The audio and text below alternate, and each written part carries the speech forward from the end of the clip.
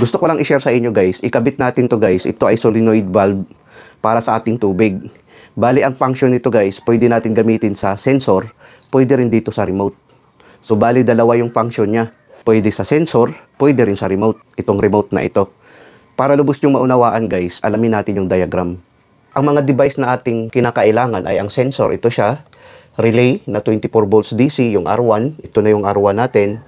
Tapos ngayon, ito naman yung remote receiver natin. Ito na siya, no? Tapos R2 na relay. Ito siya. R2 natin na relay. Tapos ito naman to 20 volts na solenoid valve para sa tubig. Ito na siya, no? Tapos gumamit tayo ng IR. Itong IR, impulse relay, para sa ating maintaining contact. Ang IR natin, guys, nakaset ito sa auto mode. Tapos mayroon din tayong power supply. Input niya to 20 volt. Tapos ang output niya 24 volts para sa ating sensor at saka sa relay. So, ang function nito guys ay ganito, no? Pag i-on natin itong circuit breaker natin, pag makasense itong proximity sensor natin guys, gagana itong R1 natin, no? Itong relay.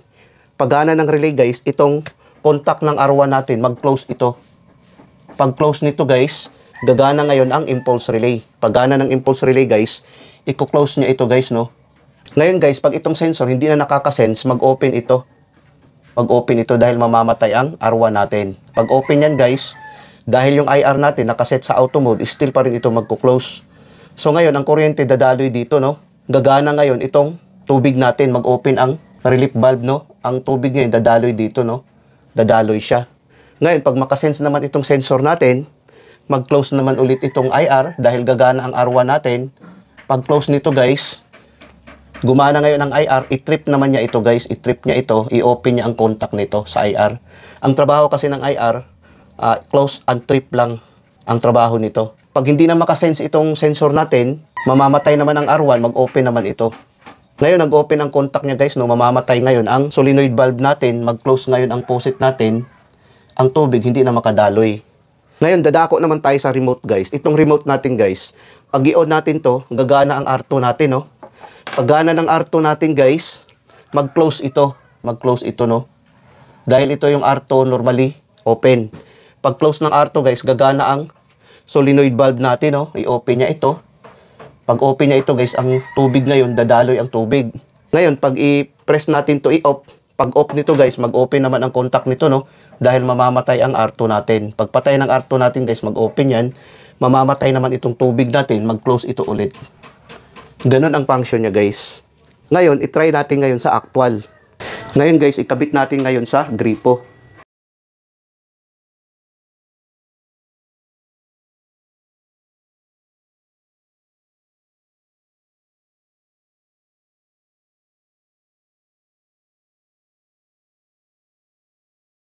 So ito na siya guys, no? Tapos ngayon, ikabit na natin to ngayon guys. Ikabit natin tong power niya, no?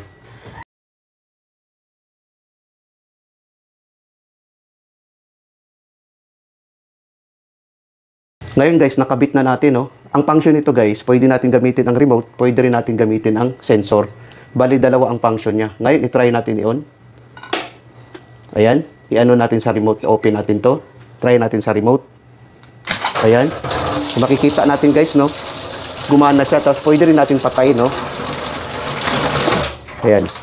Kung makikita natin guys, no? Pwede natin i-on sa remote. Pwede rin natin i-off. Kung makikita natin, no? Ngayon, pwede rin dito sa sensor, guys. Itong sensor natin, pag makasense ito, gagana din, no? Kung makikita natin. Ayan. Pwede tayo maghugas. Pwede rin natin dito patayin. Kung makikita natin, no? Try natin ulit. Ayan. Pwede ka maghugas. Tapos, pwede natin patayin.